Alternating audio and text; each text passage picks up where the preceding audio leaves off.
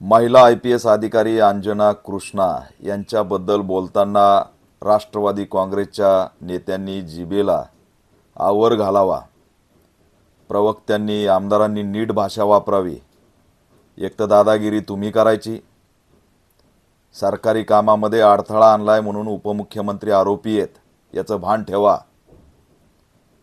त्या ठिकाणी दुसरा नेता असता तर आतापर्यंत 353 दाखल झाला असता। आणि त्यांच्या आता राग आलाय म्हणून पार वैयक्तिक आयुष्यापर्यंत टीका करणं हे चुकीचं आहे। त्या महिला आहेत, त्यांचा आदर राखला पाहिजे। IPS अधिकारी आहेत, मोठ्या संघर्षातून त्या पोस्टिंगपर्यंत पोहोचलेल्या आहेत। त्याच्यामुळे हे जे काही मी सन्माननीय अजितदादा पवार यांना आव्हान करतोय की आपले हे अज्ञानी काही लोक हे तुम्हाला डुबवतील,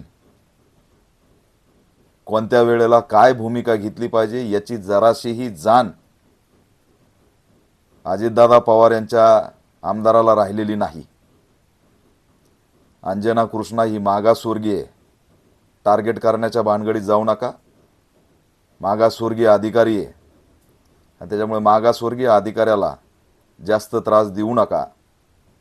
माफी मागा आणि विषय संपवा।